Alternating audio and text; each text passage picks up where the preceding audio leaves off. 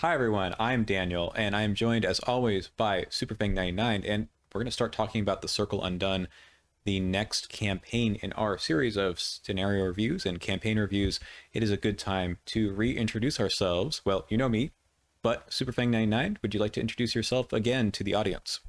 Hello, yeah, I'm Superfeng99. I have a YouTube channel as well. I do in-person play gameplay of Arkham Horror, the card game. Funnily enough, if you're curious, we have a campaign playthrough of the Circle Undone, and you joined me in person for that playthrough. It's true. That's why actually I'm really excited to talk about this campaign because I mean, I always liked this campaign, but it's grown on me, especially since we got to play it together. And curious to talk it over. Almost what, 8 months since we played it, something like that.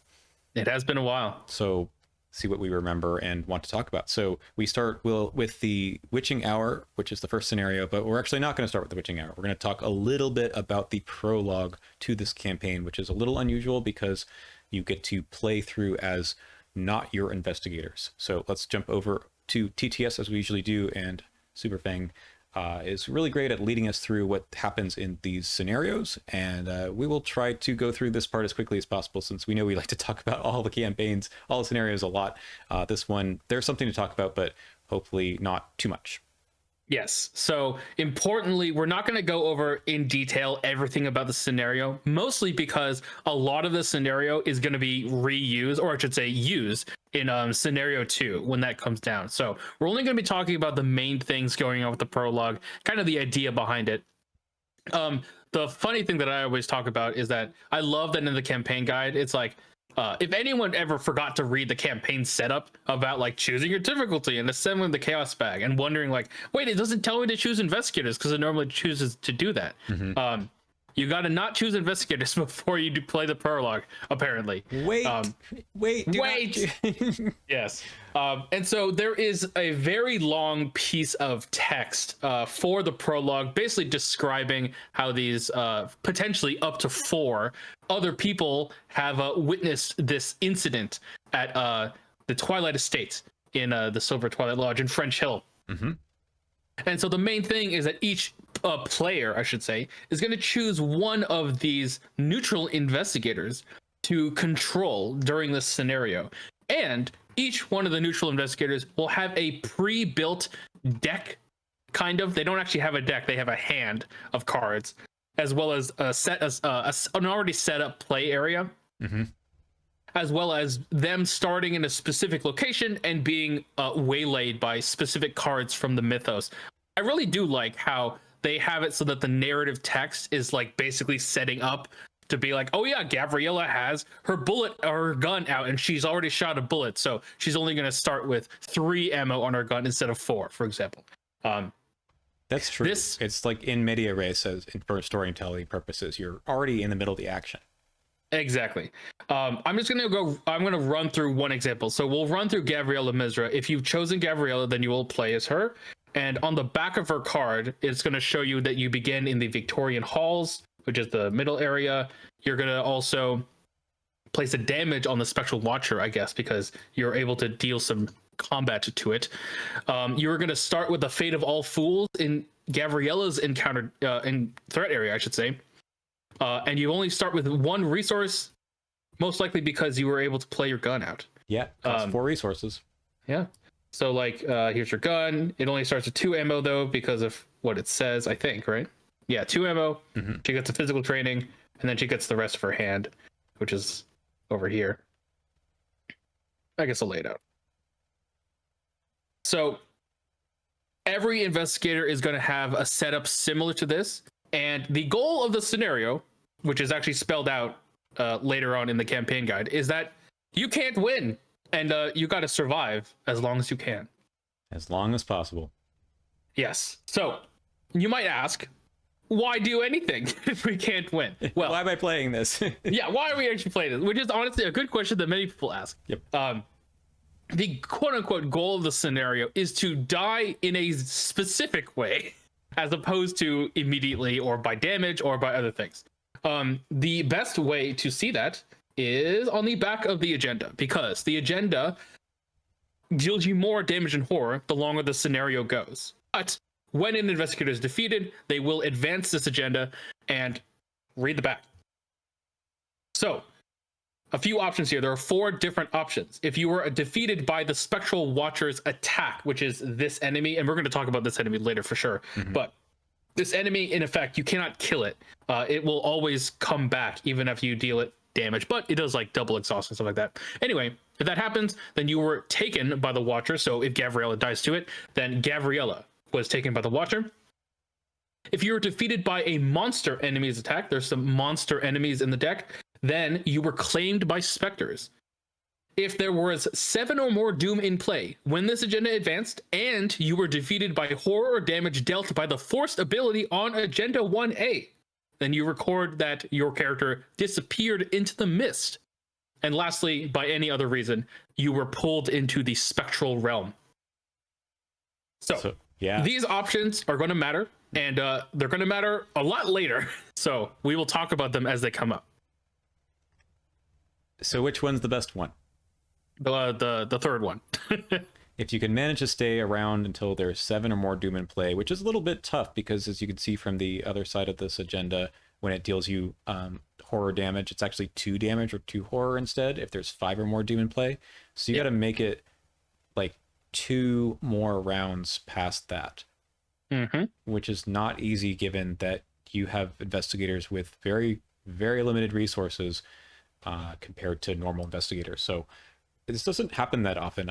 You try for it once you know that that's what you need to do. But honestly, I've only had this happen like a couple of times. You have to have everything play out extremely well, in my experience. Definitely. Yeah. To note, because I didn't talk about it, the players do not have decks in this scenario, and therefore you do not draw cards, as well as cards don't go in their discard piles. So in theory, there would be no way to recur them if we needed to. Yeah. So whatever you got in your hand and in play, that's what you got for the rest of the scenario. Right. So Gavriela, she's got the 3 damage and 1 horror on the guard dog, and then her normal 8 and 4, and that's it.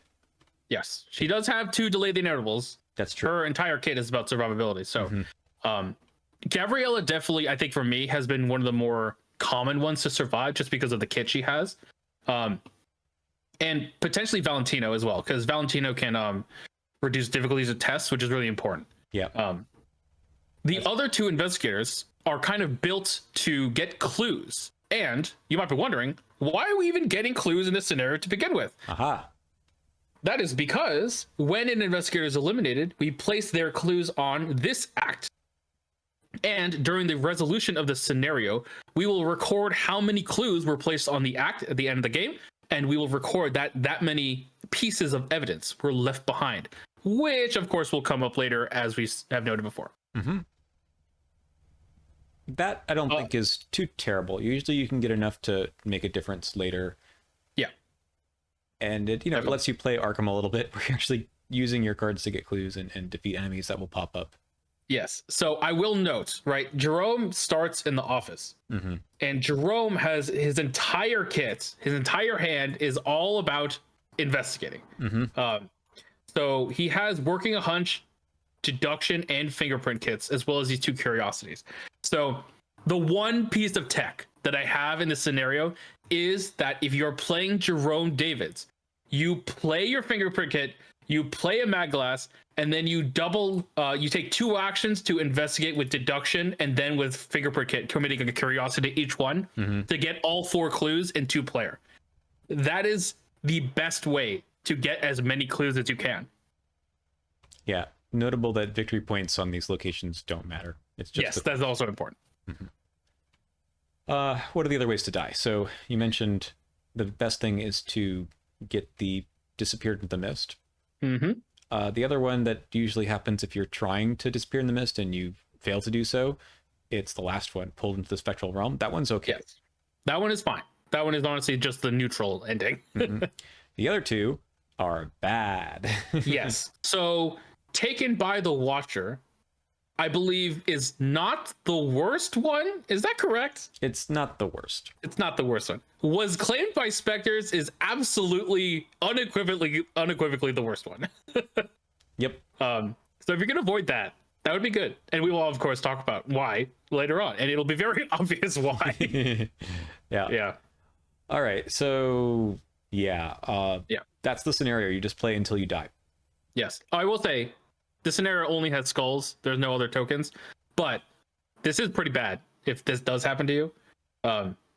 So. Yeah, it's true. -3 with the investigators that have kind of not great stat lines can be tough. And then, like, the Victorian halls can, like, lose an action, for example. It's pretty bad. We didn't talk about what haunted means, though, so maybe we should do that here too.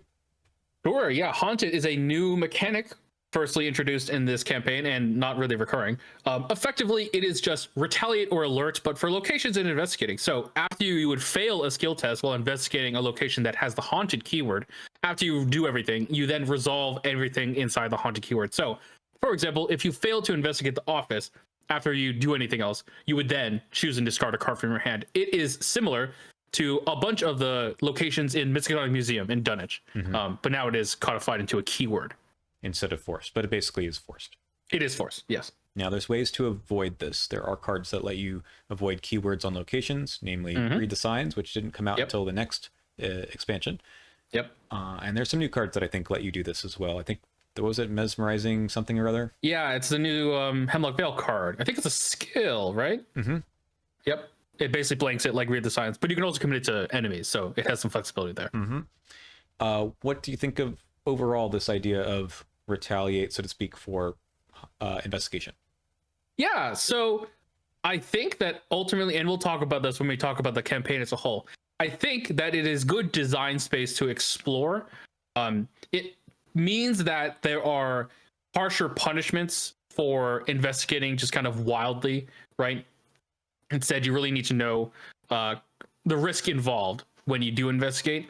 I think part of the issues with it is that I don't think they actually explored Haunted as much as they could have. There are some instances where they do, but it doesn't feel like a full-fledged mechanic like Vengeance or like other campaign stuff. It does feel like the alert keyword, but it's more flexible because you can do whatever you want when you fail.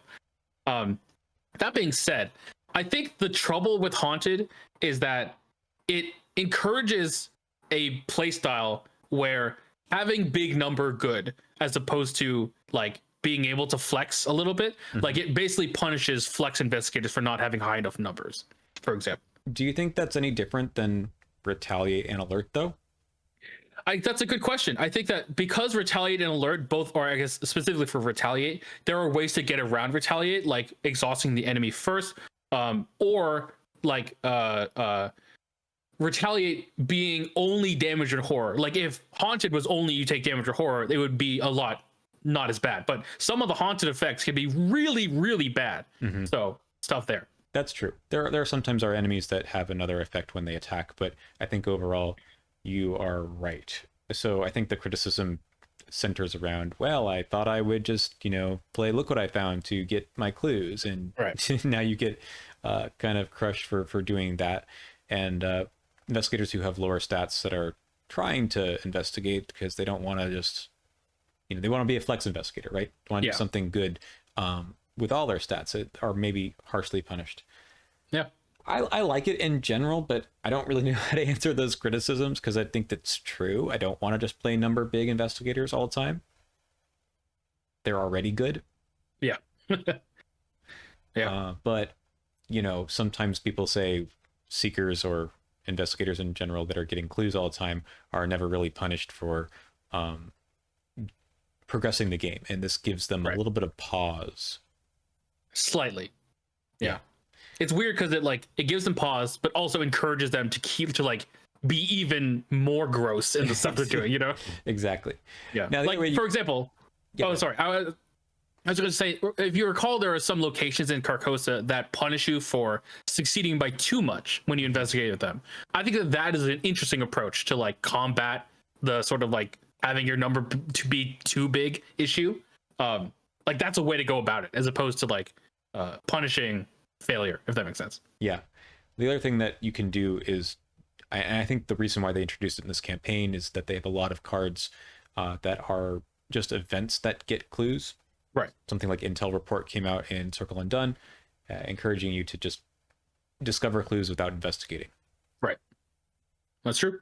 which is good, but also it doesn't solve that overall problem, right? Not everyone is No. going to have unlimited numbers of intel reports at their disposal. Yep. All right. Overall thoughts on this one? So I like it as a concept. I think it is very, very thematic. I understand why people don't like it and basically don't even consider it a scenario, because it does feel like you're setting up, like the setup for the scenario takes longer to play than the actual scenario. It's true. But I really like the theme of it, which is weird. But I think that, and I think most people agree, once you've played it at least once, you never have to play it again. Agreed. I think this is one where you want to explore this for the story. It's kind of annoying otherwise, because you're like, I want to play the deck that I built, right? Why am I wasting my time setting this up? And then there's the consequences, I think, are important. I think some people just say it doesn't really matter what happens, and that's not true. That's not true. But I don't know if like the way people house ruled this before the Return 2 came out was just like, roll a dice or something and see what happens. Mm-hmm. I don't know if that's like indicative of how people normally play this scenario. Like usually you're gonna get clues, you're gonna die in some way, and not just like a random thing happens. And that actually is the Return 2 way of skipping the scenario, is there's a way to basically randomize the outcome, which is interesting. But again, if you were actually playing it, I don't think those things would happen at of equal outcomes. Yeah, agreed. Anyway, yeah, it's okay. It's just I wish they had made it maybe different, or gave you a better way to just skip it before the Return 2 came out. Speaking of the Return 2. Yeah. So yeah, we usually talk about the Return 2s after we do the intros. Sorry, after we talk about the scenarios, we will just do it really briefly here, because it's basically nothing. There's an extra location. Yeah. And indeed, as you see on the screen, instead of playing, you still choose a Prologue Investigator, and then you pick a random card from the tarot deck. Do we have the tarot deck around? I think it's somewhere around here. You know what? I don't actually know where it is. Okay, well, there's 21 different cards, and you just draw one of them, and based on the number from 0 to 21, something different happens. So it gives you the number of pieces of evidence that were left behind, and then what one of those outcomes were, if you were pulled into the spectral realm or taken by the Watcher, etc. Yeah. So effectively randomizing the outcome, which is what people were doing already. So it is nice that they added this. I do like it. Yeah, I like that it's official. And I think when you played Return 2, you did this, right? Yes. Yeah, I don't think I've actually done it officially like this. I just usually played it real quick and gotten through. But I think I should in the future, because I've probably played the Prologue enough times to just skip it. Mm-hmm. Okay. One last thing before we go. Which of the Prologue people do you like the best? I personally take whoever wants to give me the right stat. We eventually maybe get them. That's true. You Yeah. Well, spoilers, but they do come back in a certain way. I like taking Valentino because he kind of looks like me. Nice, yeah. But yeah, they all kind of have an interesting thing. I like Pennywhite's ability. That's really cool. Mm-hmm. I like Jerome Davids's ability, albeit it's hard to actually activate it in this scenario. Mm-hmm. But he has like an analogous one when he's a player card. I like his Elder Sign. His Elder Sign is very good. Yeah, that's crazy. I also like Gabriella. Actually, I like Gabriella pretty right. She's cool. If you probably have seen people asking around on the internet when they're organizing their cards, they're like, "What are these people? I don't understand which campaign they belong to." We got 4 new neutral investigators, everybody. Yeah, I wonder sometimes if you could play these actually through a campaign. Oh my god. Yeah, it'd be kind of weird. But anyway. You only get your hand to start with. You don't get your deck.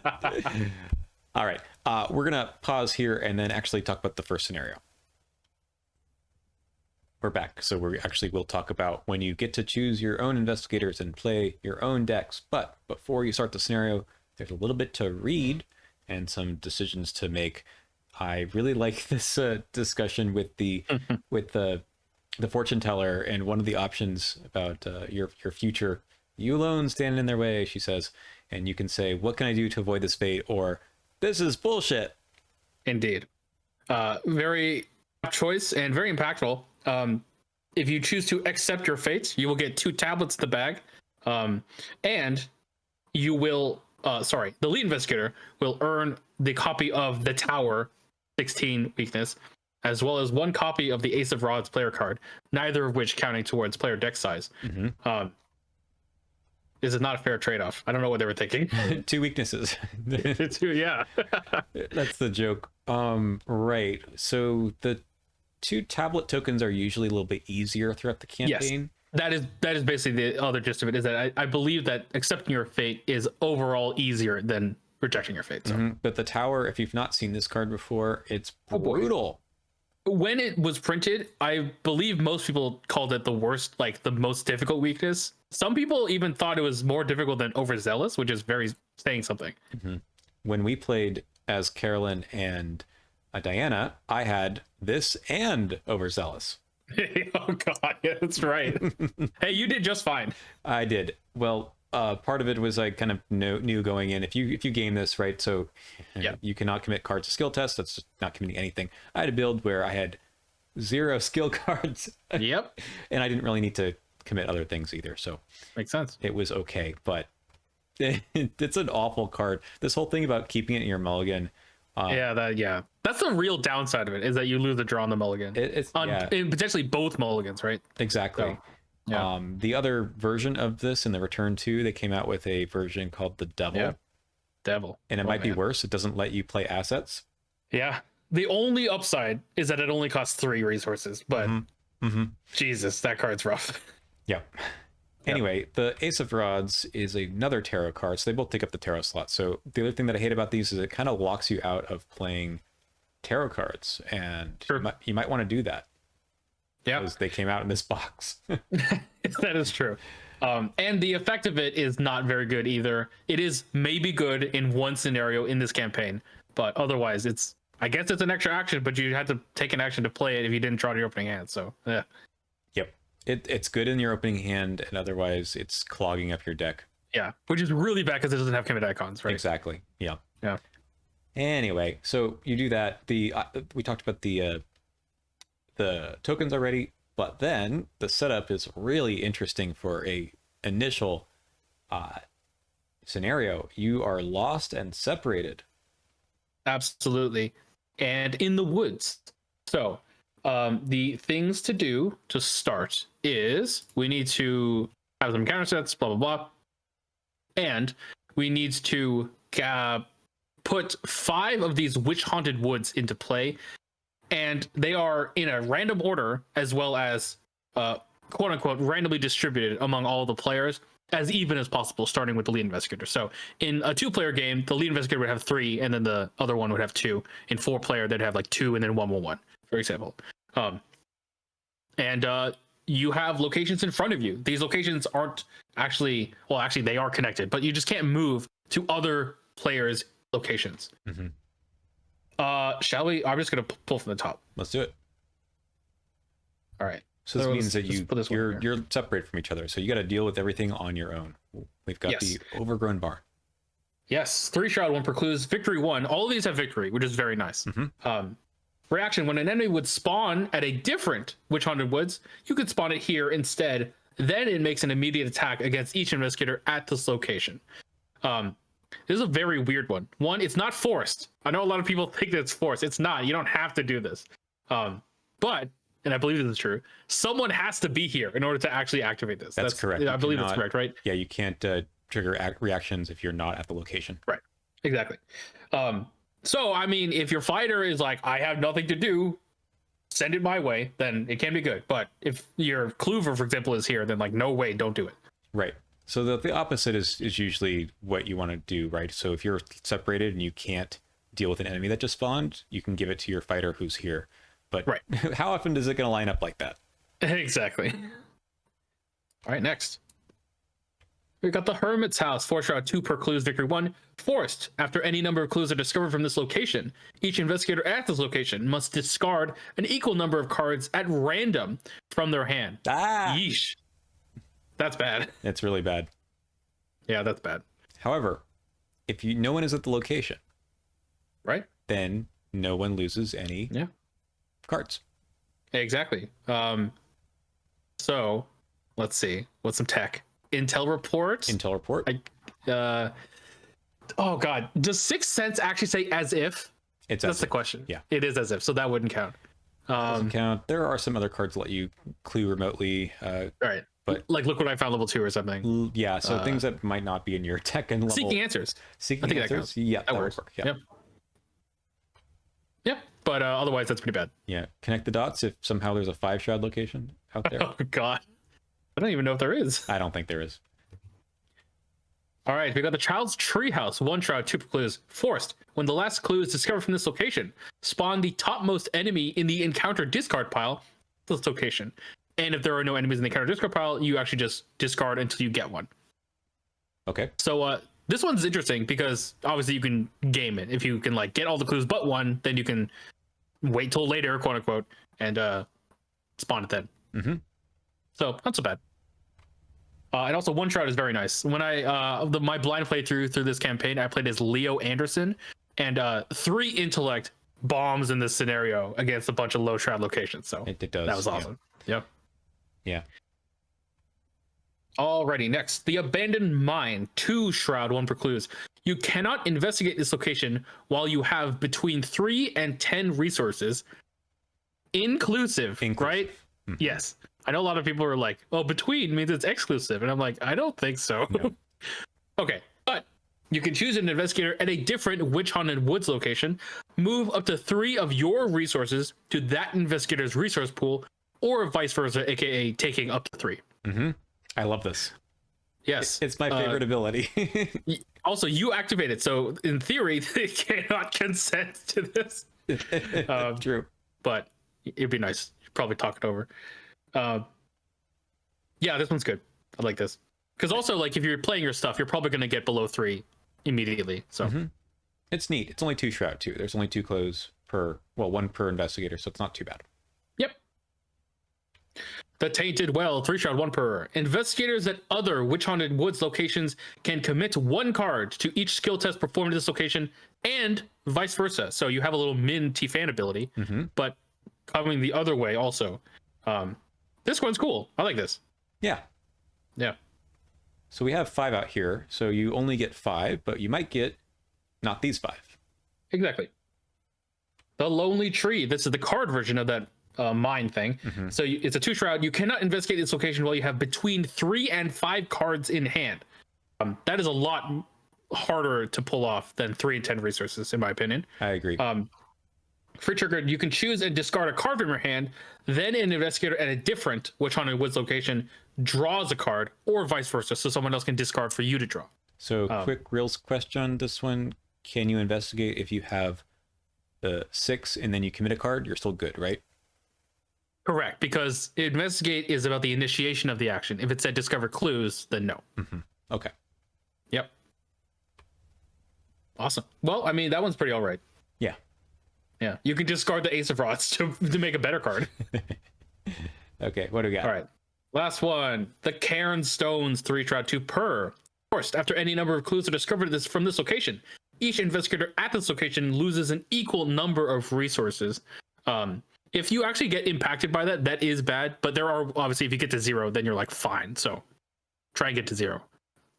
Yeah, I like these. I like all of them, really. Some of them are tougher than others, but this scenario gives you enough time to figure out how to avoid the downsides. Yeah.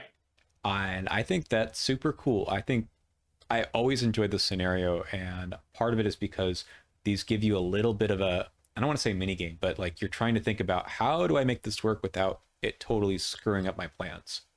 Definitely. Yeah. And I think that these locations in particular, and because of the fact that they're siloed for all of the investigators, really leads to really cool stuff at the beginning of the scenario. Where like, okay, how am I going to deal with this? Do I have a low shroud one? Am I a fighter? Okay, I don't. Is there other things I could do? Can I give other people resources? Can I give other people commits? Stuff like that. So it's cool. Yeah, again, you're by yourself, so some of it is just you need to be a little bit more flexible than many campaigns ask you to be, which is a good thing. But there's some ways around it. I will say, in 3 and 4 player mostly, because of the fact that it's more likely you're only going to get one location, there is the possibility that you're going to get absolutely screwed. For example, being Hank Samson at the Hermit's house, for example, like that's not happening. So Hank Samson might take some time and kind of just twiddle his thumbs, but do something else. yeah, draw cards, I guess. Yeah, find paw. That is true. I think that there's that one downside, but you can. So the act here just says you only need to get 2 per investigator, which is not that much, right? I just realized if he draws paw, that goes to a connecting location, which is still the other locations. Yes. And so he will still take a direct horror every round, but he can't put someone else out to deal with it. Someone else can kill it, yeah. Or they could, make it's still elusive, so it can go back to you, I suppose. If there's no empty locations, you can just make it go back to Hank. Right, that's true. Anyway. Cool. Yeah, we need to get 2 per clues. And if we do... first I should mention the agenda, because all of the agendas, the first agendas, have really cool text. I actually love all of these. They're all a tarot card, and they all are like a tarot reading, right? Mm-hmm. Really cool. Anyway, 18 threshold. That's a lot. All right. Really, it is a lot.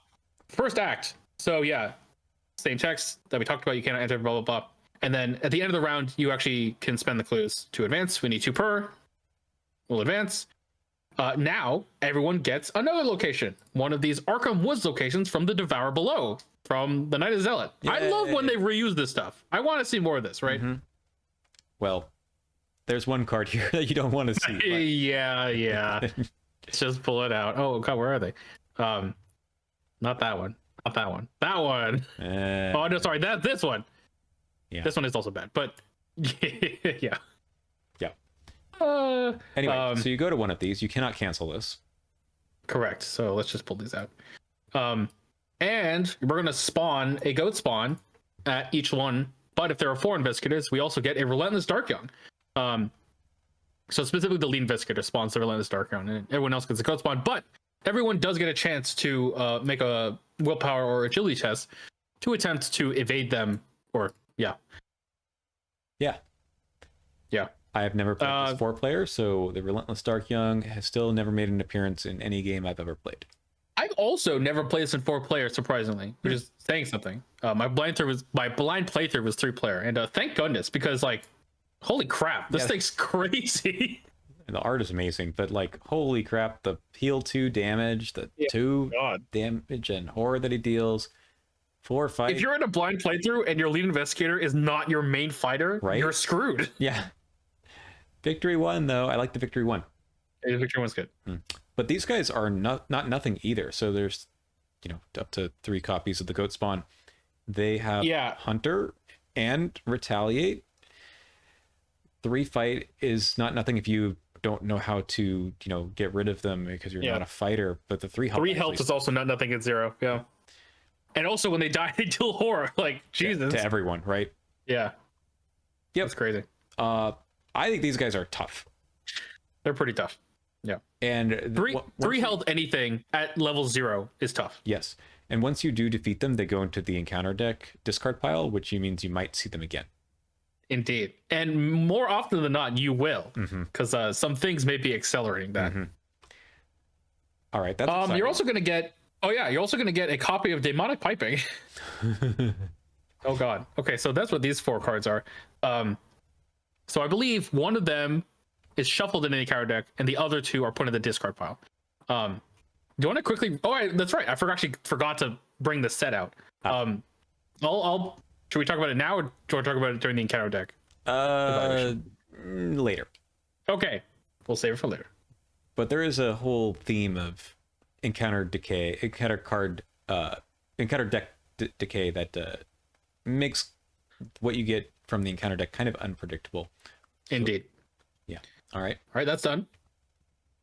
Hey, we only need 1 per clues. However, a single investigator must spend all of them. So on 4-player, one person has to spend 4 clues themselves. Ooh.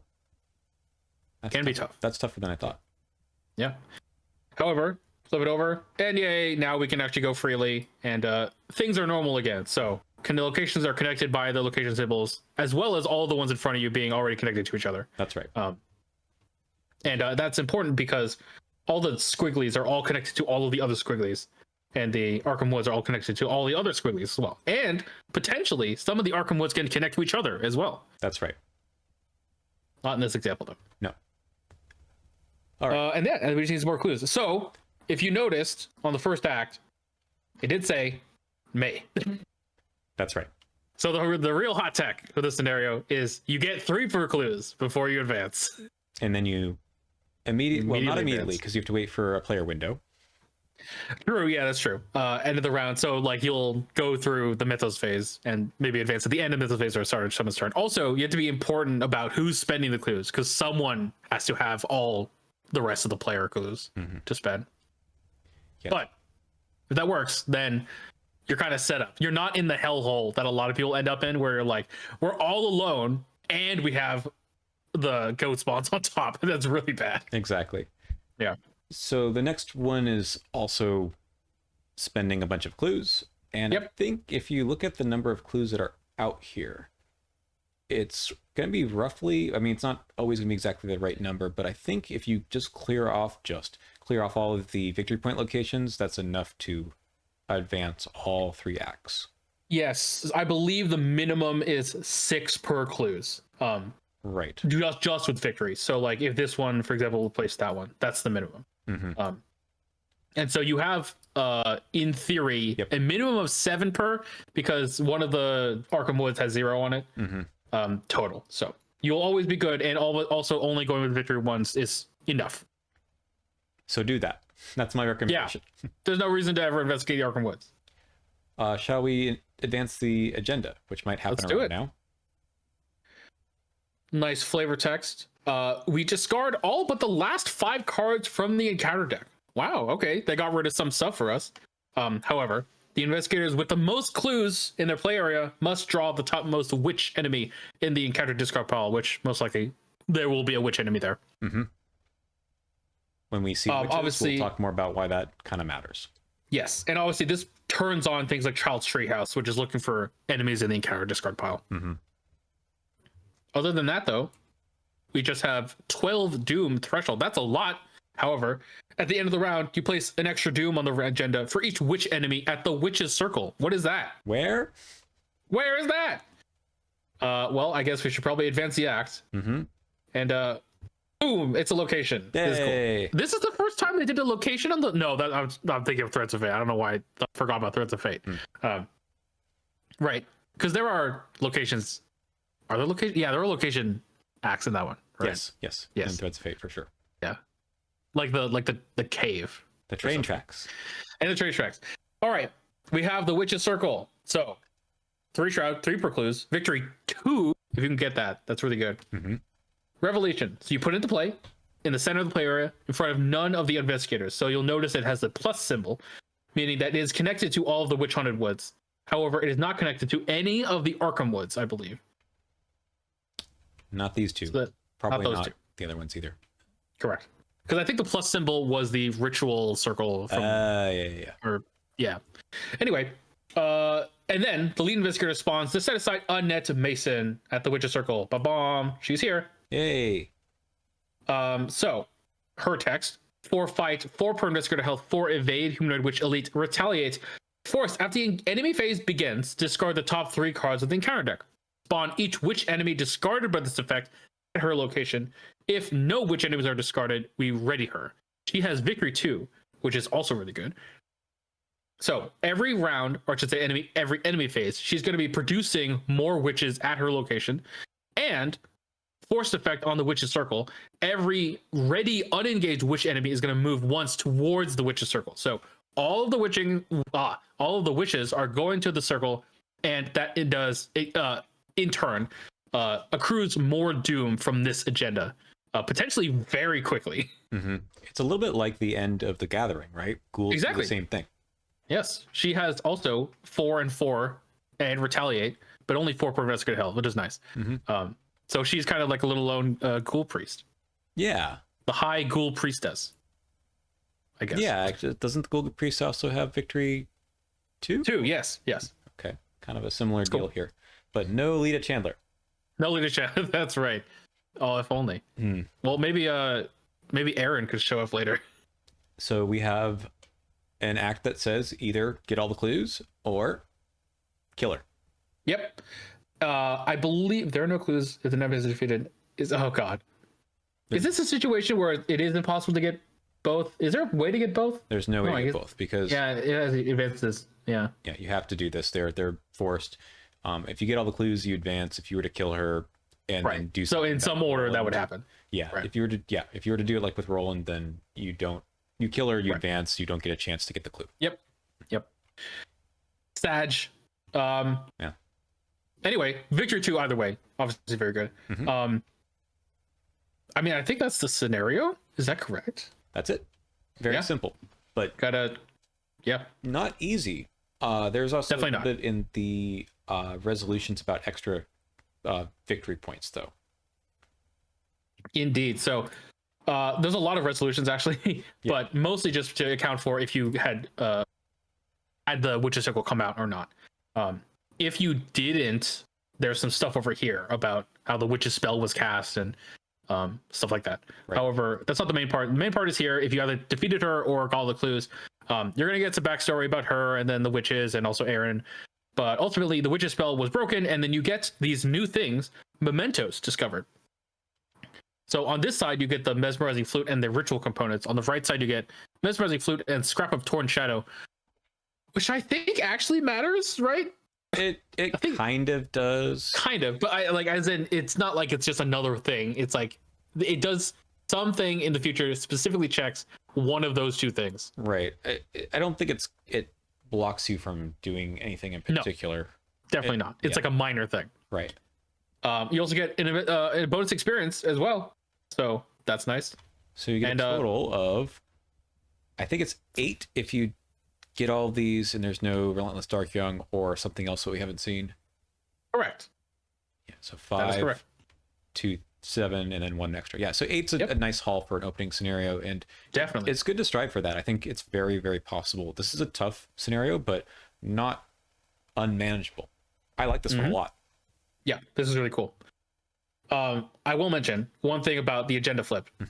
Normally, you might just get defeated or not. This agenda flip is really bad. You get an extra weakness. I did not know that. Yeah, I've never had this happen, but I literally just looked at it. I'm like, oh my god, you get an extra omen or curse weakness. What the heck? Or you could just take the trauma and let Annette kill you. I don't think you can't choose to do that. Must search the collection. No, if you don't doom out, if you just die before you do. Oh, of course. Which is honestly more likely to happen. Right. That's why I think that's never happened to me. That's true. Right. So that's the scenario. Again, simple but pretty sweet. Oh, you know what I realized we didn't talk about? What did we not talk about? If you advance the act in the prologue. Oh, well, we'll get to that. Okay, we'll get to that later. Anyway, let's look at the encounter sets. Yeah. Let's talk about this one later. Let's talk about the witches. Yay. All right, we've got the Coven Initiate, a standard 2/2 enemy, humanoid, a witch. Revelation, discard the top 2 cards of the encounter deck. If this effect causes the encounter deck to run out of cards, draw the topmost hex card in the encounter discard pile. So we're already seeing it, but more of these cards are going to deal with the encounter deck directly and it about either running out of cards or the encounter discard pile, for example. Lots of cool stuff with the encounter deck in this one. This does not happen very often, but it does happen. I want to say it happened with us. Oh, I think you're right. It is rare, but it does happen. All right. We got the Priestess of the Coven. She only has 2 fight and 2 evade, 3 health. Retaliate, a witch. However, she gets +1 fight and +1 evade for each witch enemy in the encounter discard pile. So in this encounter deck, because there are only 3 other Coven Initiates and Annette Medicine can't go to the discard pile, her maximum is 5/3/5, which is still really bad. It's a lot. A lot. She also has this force effect for when the encounter deck runs out, then she readies and attacks each investigator at her location. I don't think I've ever actually have seen this pop, but that seems really bad. Yeah, you just watch out for that, right? You have to make sure that doesn't pop. Which is tough because in theory she could come out and then the encounter deck could immediately empty. True. So could happen. 2 damage is not nothing. Not nothing. I do like that the Coven Initiate doesn't do much, right? Just a 1 horror. Yep. I also like that it's just 1 horror. I like a standard 2/2/2 is a very good baseline for a scenario 1 enemy. It's a ghoul. It's a ghoul, or it's one of those mobsters that takes your money. That's right. So I think these guys are good for the beginning because you are likely to be alone and they're not too hard to fight. In theory. Priestess is the one that is a little bit problematic, but yeah, it's okay. All right, we've got Witchcraft, right? Yeah. Oh man, this is a showstopper of an encounter set that comes back a few times. Yep. Diabolic Voice. I love the art. Diabolic Voices. So you're going to test through a power. For each one you fail by, you discard a random card from your hand, and for each card you can't discard, you take a damage and a horror. Sorry, a damage or a horror. Interesting, it says take a horror or a damage. I don't know why it says it in that order. That is, that's the face I'm making when I just realized that it's backwards like that. Exactly. However, the important bit is that it gets +1 difficulty for each copy of Diabolic Voices in the encounter discard pile. So in theory, this could be a willpower 5 test, which does affect by how many points you fail. So you could in theory discard 5 random cards in your hand / take up to 5 horror damage. Oh my god. Yeah, that's bad. It's really bad. This is one of those scary cards, at least the way that I play. I care about the cards in my hand. I don't want to just randomly lose them. Yeah, and again, random discard is so much worse than choose and discard, right? Because at least with choose and discard, you can be like, yeah, these cards are not doing it for me right now. Like, I can be fine. Or it has the theory where, like, oh, because you choose to commit cards, so you have the trade-off of being like, okay, it's fine if I commit this card for 2 icons, because it's kind of like I'm saving a card. But if it's a random card, then there's no assurance whatsoever that the cards you're discarding are the ones you don't want, right? And to add insult to injury, if you run out of cards, you get damage or horror. Yeah. So again, it also kind of doesn't it disincentivizes you from actually committing cards because maybe you need those to not die. Right. However, you can discard the tower from your hand this way because it's a random discard. Correct. And it does not have the hidden keyword, importantly, also. Correct. Man, it's just rough. Yeah. I remember when we played, I was very scared of this and I had to do all kinds of things to try to commit, or you warding it for me or something. Yep. For me, honestly, I was fine just because I had so much willpower. That's true. Yeah. Anyway, Racked. You put into planar threat area. It's a hex. You get -1 to each of your skills during the first skill test you perform each round. That can include the Mythos phase because that's the first part of the round. Mm-hmm. As an action, test through power. If you succeed, you discard Racked. If there is an exhausted witch enemy at your location, this test is automatically successful. Neat. So it is neat. I like the card, honestly, design wise, because it's like -1 to the first skill test is like not so impactful, but it is something you need to keep track of. It is cool that you have the whole exhausted witch enemy thing. I don't think in this scenario it's going to be easy to be able to do an exhausted witch, especially in the start. Unless you're maybe evading stuff, which is fine. Mm-hmm. But later on, there are some more opportunities to get exhausted witches. So, yeah, I think this is so the campaign is very willpower heavy. I think this is kind of a consolation prize to those that not consolation prize, but the way for heavy evade investigators who can't pass willpower tests to get rid of these. Yep, that's true. That's true. Not great, but there you go. Yeah. Speak of Bedevil, though. Bedeviled, you put in play there. You cannot trigger action abilities on cards you control. And then it has the same action to discard it. For a lot of investigators, that's their entire deck. At least as far as assets are concerned. Mm-hmm. So for those investigators, this needs to get off them really quick, especially for fighters who like have guns. Yeah. So any asset really, like your spells or whatever, your spells, right? The guns, the melee weapons, Silas's harpoon. I don't know why I just thought about that. Your grim memoir for all of Daisy's tomes, right? Yeah, exactly. Wilson, everything that he has in his kit. Everything that Wilson has. Cards. Oh, action abilities on cards you control. So that includes player cards, there's an action. Sorry, that includes investigator cards. There's an action on an investigator card. Why can't I think about it right now? Safina, you can pick up a card Right. from underneath her. Right. Is that the one you're thinking of? No. There's like, am I crazy? There's like an investigator that's like, oh, I mean, Carson? Yes. Is that a... Is that an action ability? It is. Yes, I believe it's an activated ability. Let me just double check. Now we gotta look. This is tough, but so when I recently played this on my channel, I played Jenny and I played Nathaniel Cho, and Nathaniel Cho does not care about this. Yeah, exactly. That was good. Hey, it is an activated ability. Aha! I remembered it. Carson's just by himself now. I mean, he's not particularly good in this scenario. That is true. That is very true. Yeah. All right. Okay. So that's this set. I would say that, I mean, I don't know why this one isn't with the other two, but these two have a very nice reminder that you will need to remember all the things in play. Yeah, round after round. This one definitely has increased the memory load for having treacheries in threat areas for sure. Mm-hmm. All right, some more new cards. Century of Secrets. All right, we're going to test a willpower 5. For each point you fail by, you discard the top card of the encounter deck. If a cursed treachery is discarded with this effect, you deal a direct damage to your investigator and to each of your ally assets. So this is a treachery that you're quote unquote designed to fail. Mm-hmm. And ultimately you're going to take a damage. And if you're ally heavy, it could potentially kill them. So goodbye, Pete Sylvester. Goodbye, Dr. Mylan Christopher. Mm-hmm. So that is sad. So if you can try and do that, but you're not even assured you're going to take a damage anyway. Ultimately, what this card does is it thins the encounter deck a lot, potentially. It does. And this itself is a curse. So is the other card in the set.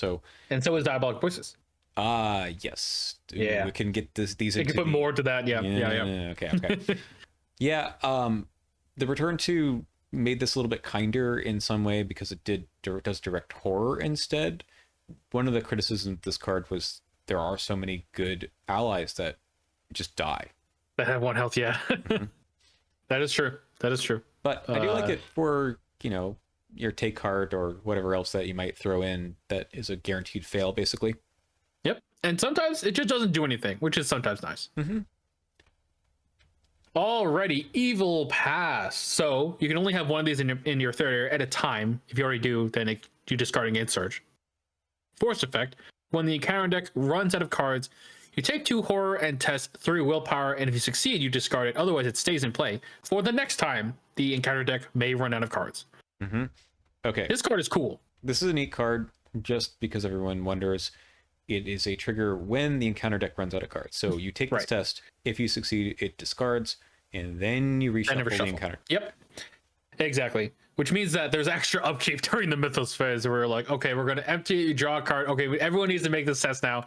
And also there's more cards later on that care about the encounter deck running out. So maybe the witch gets attacked or attacks everybody, and then the Covenant Initiate is able to, you draw hexes, and there's a lot of stuff going on at that single trigger point. But the card itself is really cool. I like the flavor, and that it can potentially come back again. It's cool. Mm-hmm. Yeah, this is one of those rare times that it matters that the encounter deck is never empty while resolving an ability, a card really.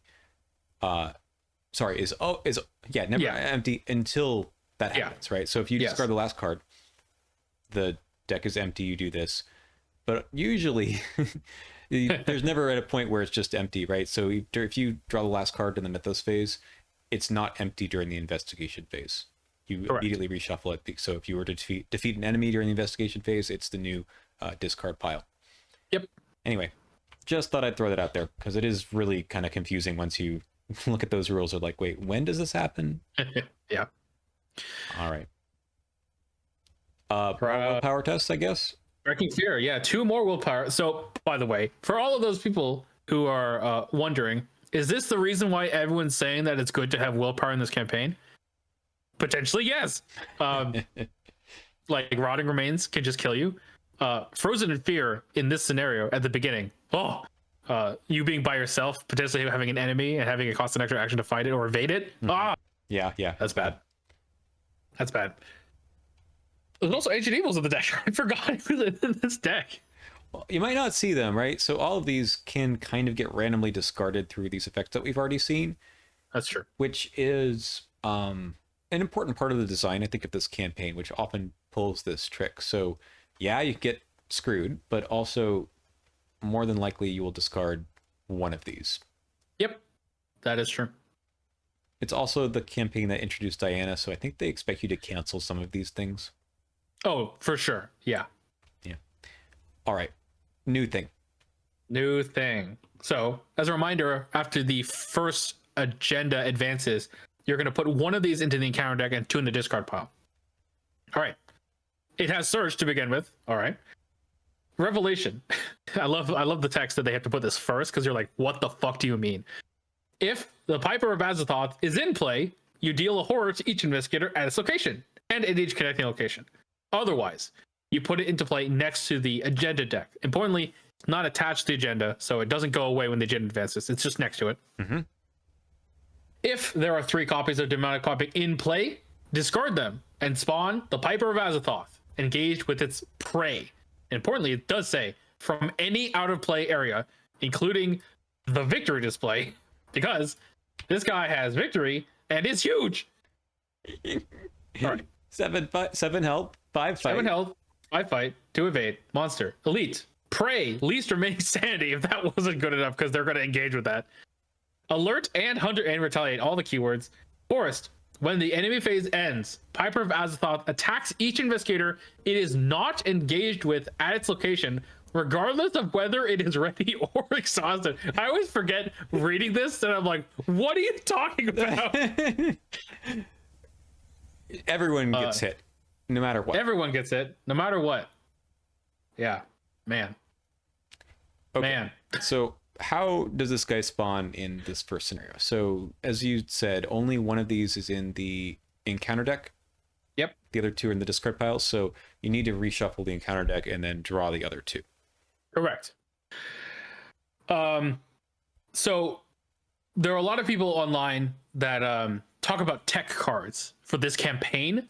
A lot of the tech cards this campaign, in theory, deal with these kinds of cards, the ones that put themselves into play, and are checking if all of them are in play. This is the main culprit, especially in scenario 1, because this guy can just end people, definitely. So there are ways to get around this, right? If one person wards one of them, then you know that it will be impossible for him to show up until an entire encounter deck reshuffle. So that's the way to deal with it. There is also things like Alter Fate that can just discard it from play in case there are 2 of them out. So you'd be like, okay, get one of them out before the third one comes, for example. Yeah, that's it's also a terror. Does that mean logical reasoning can get rid of it? I forgot. Ooh, does that say at your location? Good question. I'm gonna go look it up while you continue talking. Sure. So it is fairly unlikely for this guy to spawn if you are playing at 2 or maybe 3 player. But I think when you play this as 4 player, it's fairly likely. Yeah, definitely. Because I just checked logical reasoning does say choose an investigator at your location. Tarot card at your location. Yeah, so that's no good. Yep. Anyway, yeah, I think at higher player counts for sure, it's more likely to come up, which does kind of even itself out, where it's like you're more likely to be able to deal 7 damage across the 4 of you. That's right. It does not have per player health. Exactly. So that is at least reasonable, albeit 5 combat in scenario 1 is like terrifying, especially with retaliate. And evading it doesn't help either, because it still attacks everybody. Well, it lets you get away. Right, I guess. For 1 turn. Yes. Yeah. That may be enough. So I did. It may be enough on my channel, and I was playing 2-handed, and I spawned the Piper of Azathoth. Oh God. Yeah. We did not kill him, but it was, I think, one of these things where I just evaded, walked away, and was able to finish the scenario before he became a problem. But that's fair. It's very unusual for it to happen, honestly. Yeah. I think ultimately my real like scared out of my wits thing about this is that it can come back from the victory display. Yes, so that's wild, right? That have to be a long time though, Yeah, because but these still, all get like, discarded, and then you could draw it again. yeah, Yeah, that's more of a threat later in the campaign, but for sure, yeah, for sure. yeah, neat to throw it in there just to kind of give you a little bit of like, who or what is this? Yeah, definitely. It is like, it's really cool to set the tone, I think. So they did a really good job with that. It just might be a little too terrifying. Maybe. Yeah. Maybe. Again, I've never played this on 4-player, so I'm not totally sure like how much of a threat this is. But Yeah. yeah. All right. Tokens we didn't talk about. Tokens, yeah. This is the weirdest token thing I've ever seen. First of all, the skull has a for each point you fail by effect, which is crazy. So yeah, for each point you fail by, you discard the top card of the encounter deck. So that's interesting. I've drawn that on the Centuries of Secrets, and you're like, wait, I can decide the order. Yeah, that's yeah, I guess so. All right, tablet -1. If you fail after this test resolves, draw the bottommost treachery in the encounter discard pile. So that's, you're drawing an encounter card, but you do know what it is, so it's okay, I guess. Yeah. Did we draw Ancient Evils this way? Good question. We might have. I might have done, yeah, maybe. Sounds familiar. Actually, don't know. All right, and the Elder Thing, -3. If you fail, choose an exhausted or damaged witch enemy at your location or a connecting location. Ready that enemy and heal all damage from it. That can be bad if you're trying to kill a net mason, but more often than not, I feel like this doesn't really do anything. Yeah, it's just it's a -3. It's a -3, which is definitely harder than a -1, especially in a scenario where you're by yourself. Right. So for sure, tablet is easier. Yeah. Having a lot of -1s to do investigations. You mentioned earlier about Leo with 3 intellect. Like, that's totally okay. You can go up against these 2 trad locations, no problem. Absolutely. Neat. Did we miss anything? I think that's everything. Cool. Yeah, I think that's everything. All right. So we usually go over and talk about our ratings for various categories, and we'll talk about those in just a second. All right, we have 4 different categories, how we like to rate our scenarios. To give us a little bit of discussion, we've talked about most of these things, but I think that scenarios, to me, don't give a cohesive rating because there's lots of things to really consider. But we have kind of coalesced our thoughts into 4 different categories. The first one is replayability. I highly value replayability in a scenario, and we give a rating based on how different each playthrough is, as well as if there's kind of more things to enjoy about the scenario the next few times we play. Even if it's kind of the same stuff, is it maybe different elements to enjoy? Some other kind of depth that we didn't see before, or maybe it's just a plain old fun scenario and it's a good time to replay it. Absolutely. Yeah. Well, I guess I'll start.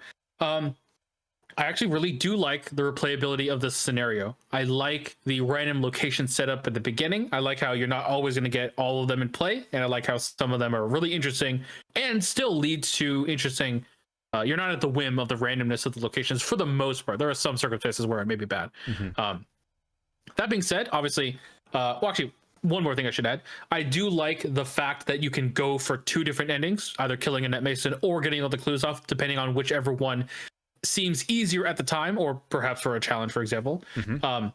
And that leads to amount of replayability as well. That being said, I don't think there's too much going on when it comes to, like, it's the first scenario, so nothing's going to react to your choices, except for the accepting your fate thing, which is also a choice. So maybe that's a little bit. Yeah, that's another version of the scenario per se. That's true. So with that in mind, I think I'll give it a 3.5. Yeah. I enjoy this one a lot for all the reasons that you just mentioned. I'm kind of excited to play this one every time because it's a little bit of a challenge to get through, and it doesn't feel like there is a way to kind of game, as you said, the when you spend the clues, which makes it easier, but not in a super cheesy way, in my opinion. I think it's still totally fine to play through looking for something new and different every time. So yeah, I think 3.5 sounds good to me too. All right, our next one is kind of more on the difficulty per se side of things. It's not difficulty, but the next two kind of have something to do with the design of the scenario and how fair we think it is. So does the challenge itself create interesting and meaningful decisions for the players? Can the players themselves mitigate any of the random elements that are thrown their way, or all of them, or some of them? And then finally, kind of was the timing on the doom threshold correct? Does it apply appropriate pressure on the investigators? I want to start there, actually. The whole thing with the witches adding more doom at the end, I think is neat. I wish they went for this more often in scenarios where it's a choice, right, to when to flip the last act, but you have to kind of time out. Do I have enough time to do everything? Can I get all my victory points? Make sure I'm giving myself leeway in case more witches spawn. And it can get a little tight. I know that when we played this one, it was down to the wire. It was. And it was actually really exciting. We were kind of in a spot where, like, can we do this? Yeah, which is always a good question that I think players should ask, I should say, it's always a good question that the game should elicit from players. It's like, can we actually do this? And then actually being able to do it is really satisfying. So absolutely, yeah. So that's that part. I think it has really excellent doom clock pressure. Yeah, I agree. I think the interesting and meaningful decisions. So at least in the first bit of the scenario where you're all by yourself, there are some interesting decisions when it comes to how you're dealing with the locations you're given. And maybe this is more a little bit on balance and we'll talk about that after this rating. But I do feel like this scenario can feel unfair at times. Not even necessarily because of the balance, but because of the fact that a lot of the usual venues in which players have agency when it comes to interacting with their other investigators are cut off by the fact that you're all by yourself, which is the point of the scenario, to be fair. And I think more specifically, I think that adding the Arkham Woods locations, the ones that are really bad, and the goat spawn enemies definitely dials up the unfairness to a certain extent. Like the blind playthrough on this can be completely unfair. Yeah. Because of the fact that if you don't know that you want to save those clues for the second act, you can get absolutely just wrecked because your cluever, who needs to get the clues to begin with, will have a goat spawn on them and will not be able to deal with it. So like it can be really bad, especially blind playthrough, I think. Yeah. So I think that also kind of makes it come down a little bit for me. Yeah, if you're not holding on to an event that deals damage or can evade an enemy going into that act flip, it's tough. It's tough. Yeah. Some investigators don't have a problem with it, I think, because you can either pass the willpower test or the agility test, which, I mean, it's nice that there's a choice there. Yeah, that's true. And, maybe you have some way of dealing with the enemies. I think they only have a 2 evade, right? I believe that's correct, yeah. So it's not the worst, but they can stack up and it can be a problem. That's true. I agree. I do like... With that in mind... Sorry, go ahead. I was going to say, I do like that the locations at the beginning, while they can be somewhat punishing, some of them give you a way to make some interesting choices about, do I get rid of my cards so someone else can, draw a card or get resources? That's true. Yeah, I like those choices as well. Anyway, what's your rating for this? With that in mind, I think I'll give it a 3. I think that it has the ability for players to make meaningful decisions. Just a couple things to kind of knock it down a little bit. I think I'm just going to leave it at 3.5 again. I like those challenges, but I may be forgetting about the blind play a little bit. Yeah. So I do probably, if I thought about that more, I might bump it down to a 3. Okay, balance.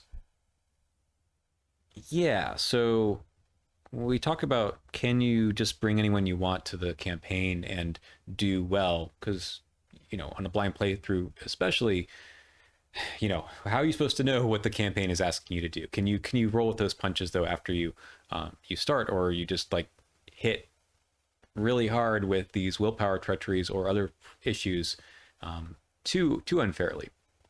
And then does it allow for you to do different things in order to complete the scenario. Well, I'll touch on that last part. Just a reminder that you can either get all the clues or you can kill a net. Either one is totally fine. That is true. It is hard to get all the clues without someone doing something with a net, though. Right. Someone else needs to engage or evade, right?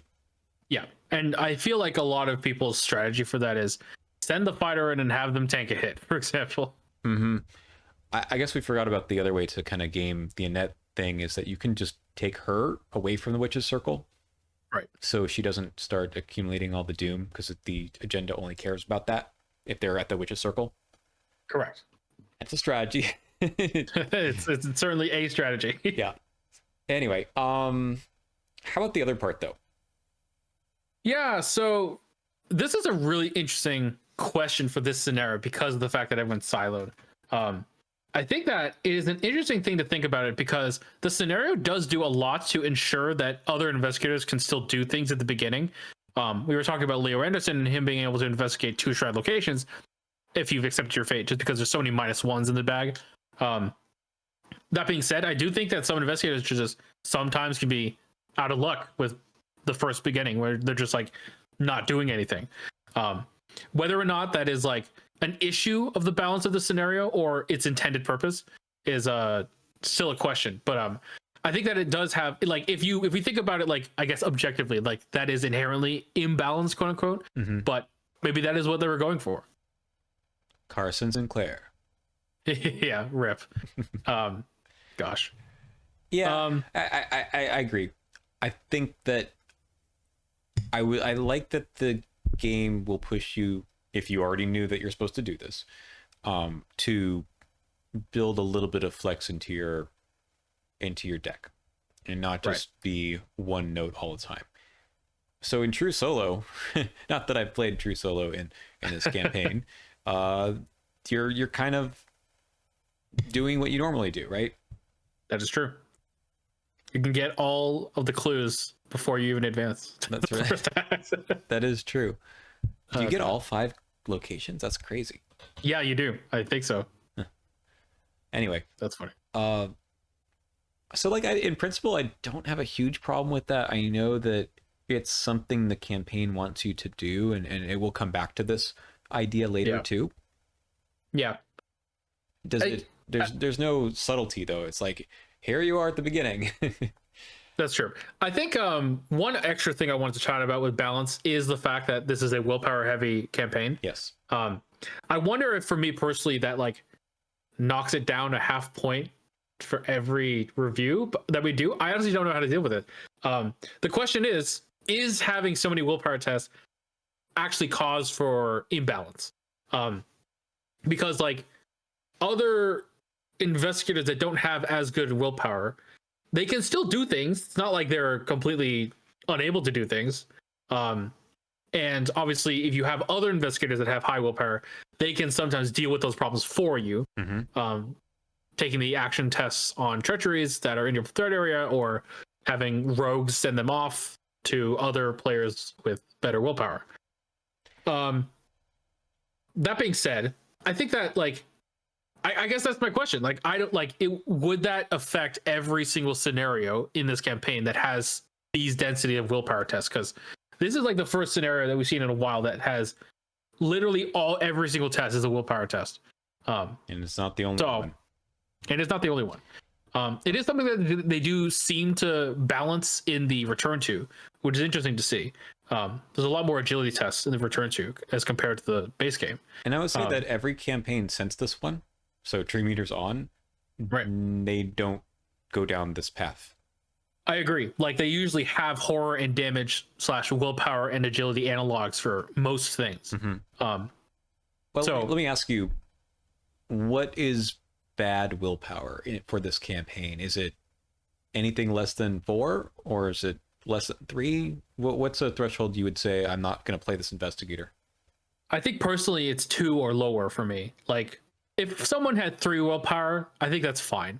Like you can deal with that. You can have some cards that boost willpower as well as bring guts to pass the occasional treachery skill test.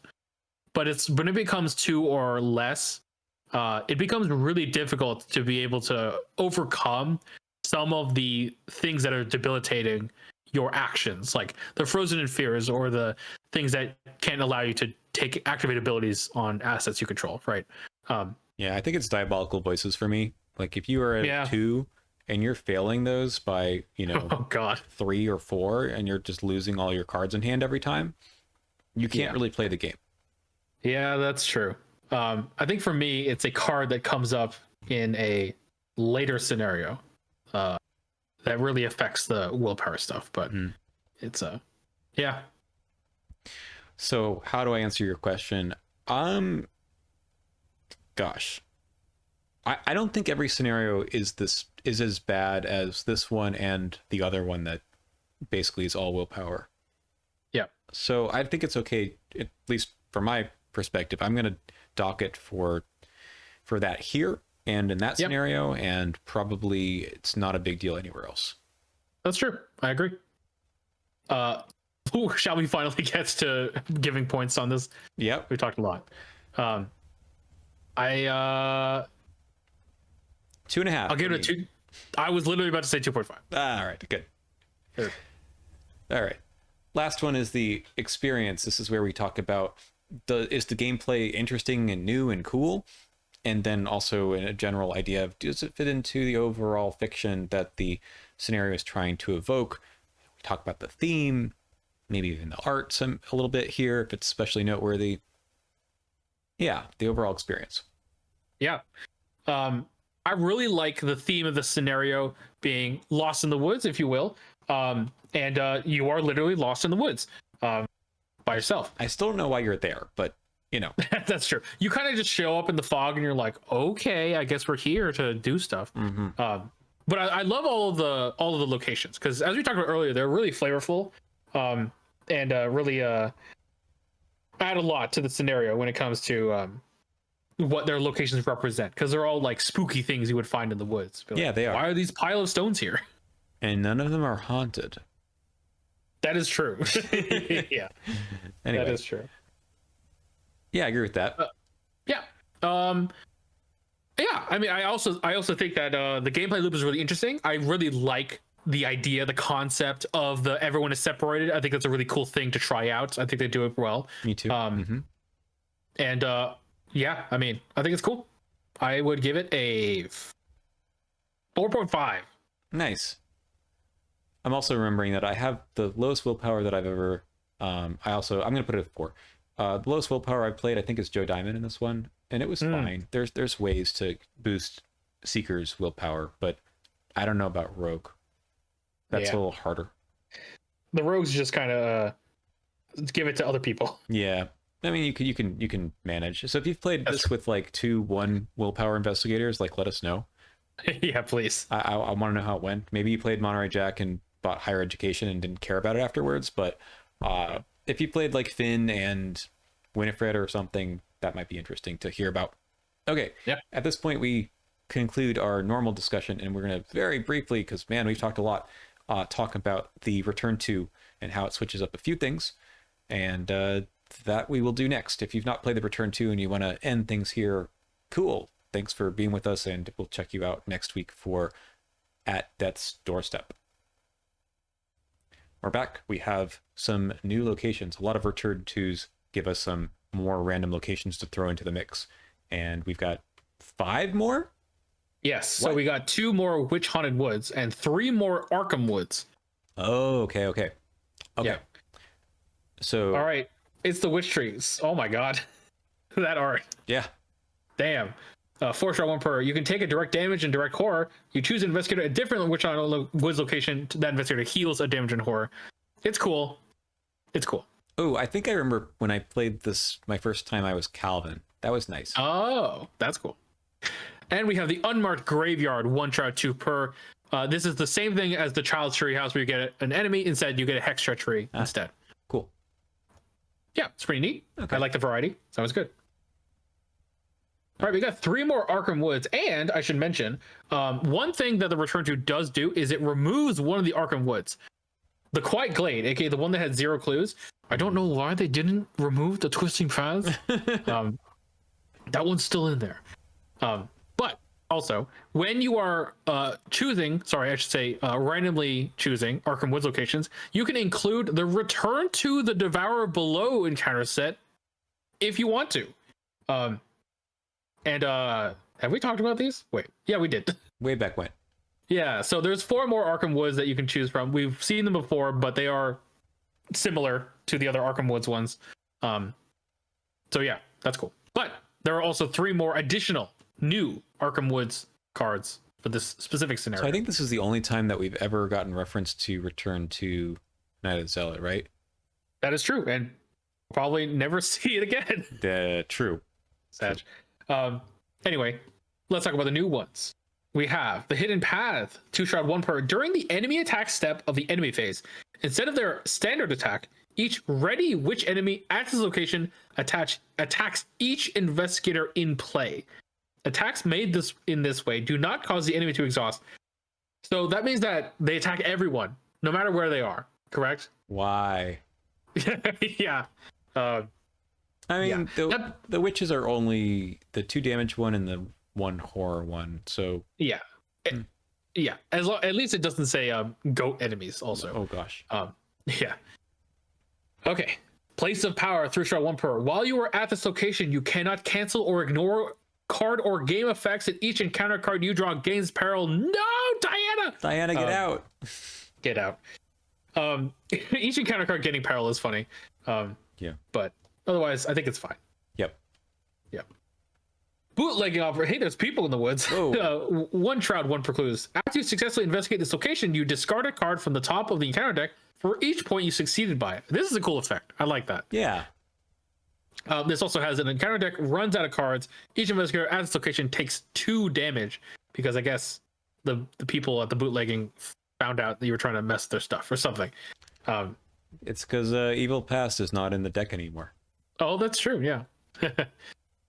Anyway. Neat. Those are the new locations. They're cool. It is funny that they have 3 of these guys when they're not that important. Right. It's like that was what their card space was used for, but anyway. Yeah. We have some Return to encounter sets that will show up over and over again. So this is the replacement for the Witchcraft. So this is called Hexcraft. Hexcraft, I believe. Yes, correct. Trespasser. So this is the Diabolical Voices substitution. Revelation has 2 willpower, +1 difficulty for each non-weakness treachery in your threat area. If you fail, take 2 damage or 2 horror. That's a lot nicer. That's so much nicer. That's so much nicer. It doesn't scale with the each point failed by. Oh my god. Ugh. I mean, and you get to choose which one you want to take. Yeah. Dude, that's nice. I mean, don't get me wrong. Like the other one is like way too mean, but this is just. It's nice. A lot easier. They were like, oh god, what do we do? All right, Despoiled, another threat area one. After you succeed at a skill test during your turn, increase the difficulty of each subsequent test you perform this turn by 1. It's kind of like an inverse of the other one that can racked. That's right. I thought it was called Racked by Time, which is a different card. That's from Forgotten Age. Yeah. Anyway, it has the same action to discard it. This is I really like the design of this card as an inverse to Racked. That it like makes it so that subsequent tests get harder and harder. It's like inverse quick learner. Mm-hmm. No pun intended. It's hard to remember this though. It is true, yeah. Especially if you take multiple skill tests in like free triggered windows and like, did I take a skill test this turn yet? Or you know, yeah. Luckily, it does say during your turn, so the Mythos phase doesn't count. Strangely. Oh, true. Yeah. Okay. Yeah. Yeah. And I guess if Carson gives you an action, it won't be during your turn either. Right. I guess. Yeah. I always forget how that's worded. Anyway. All right. And then we got Maligned. Increase the cost of each card you play by 1. I would prefer this to Diabolic Voices. But this card, I feel like for me, it's one of it's like the torturous chords, right? Mm-hmm. You don't even get to test it off. I'm saying you don't get to test to avoid it. This can definitely add up. I've once had 2 of these in play at one time. That was a time. There's only 2 of them. There was only 2, correct. I had both of them. So it's one of those cards that doesn't like feel bad when you get it. And you're like, okay, but then when you like look back and you're like, I just wasted like 5 resources on this card. That's Yeah, it's a good design. I think it's annoying, but I think one of the best things that the game can do as far as encounter cards is make you think it's nothing, and then later you're like, oops. Yes. Yeah. Ooh, I thought of a third one in the trilogy of Racked. There's also Racked by Nightmares. Oh, there you go.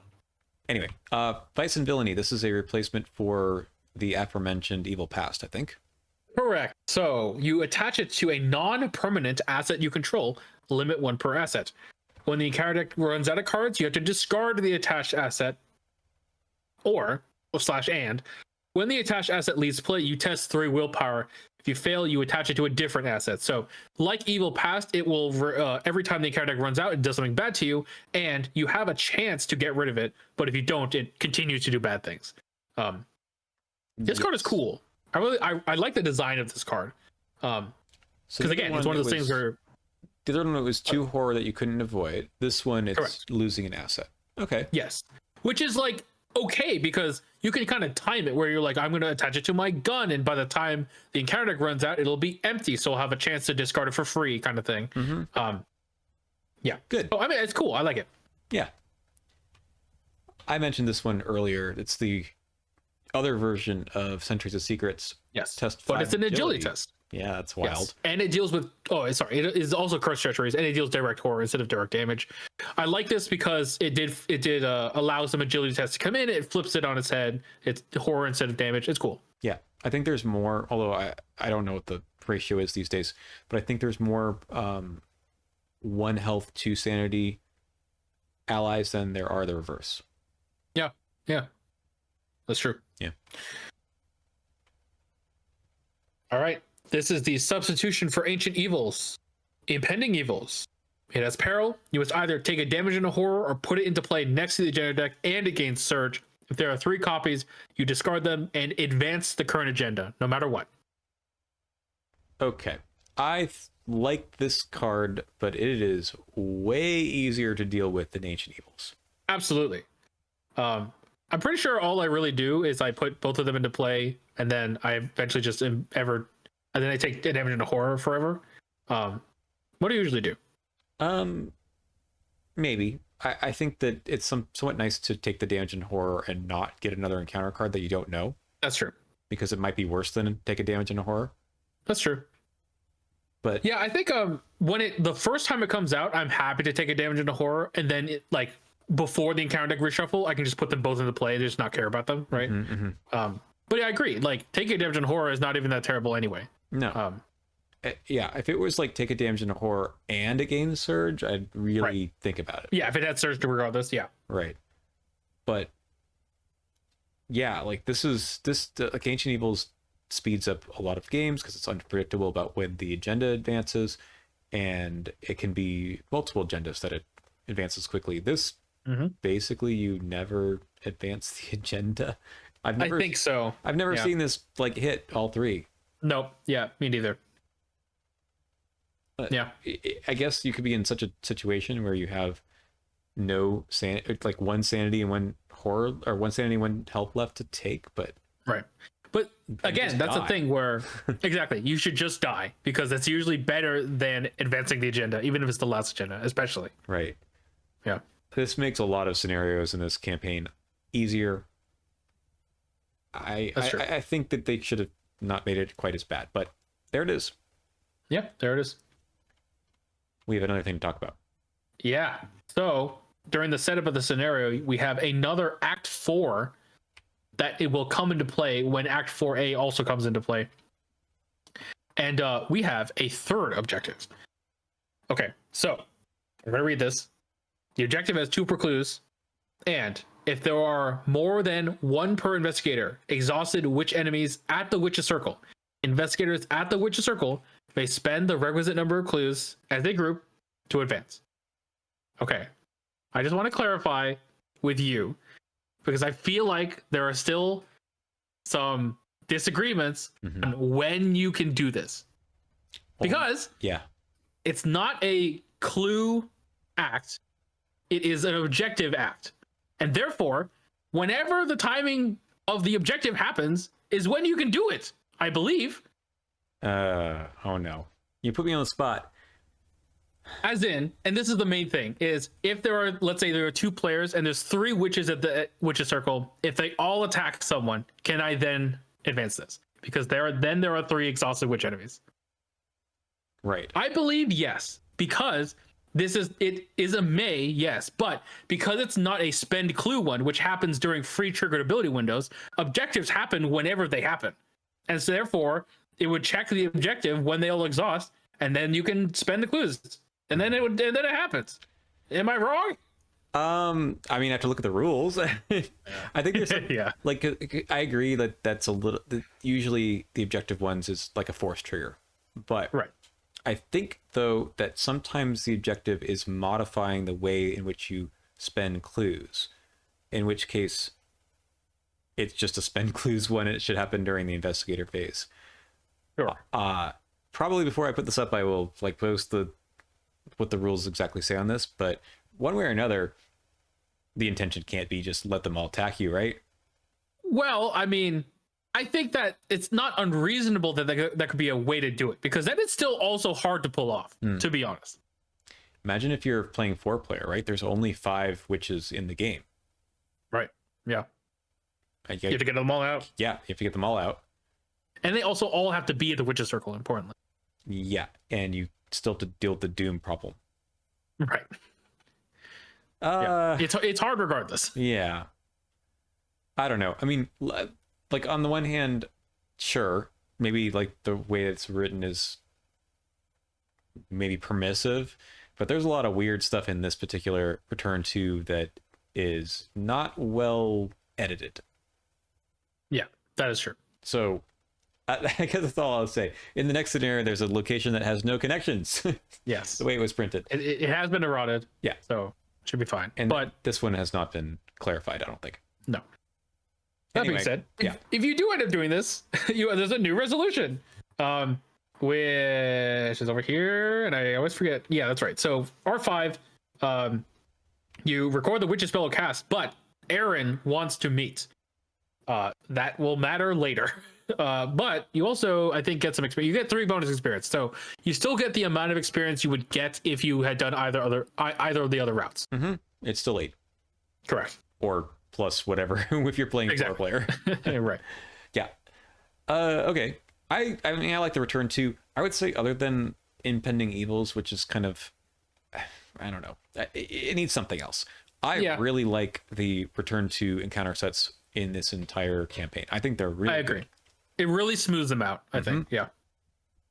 So that's it. I mean, otherwise, I don't think there's much new or different here. This like other act is kind of cute, but we'll talk about it later. But I think it kind of fizzles in terms of the storyline. That's true. So anyway, cool. That's it. Any last thoughts? That's it for me. Okay. I think Turn 2 is cool. All right. We will talk to you again next week.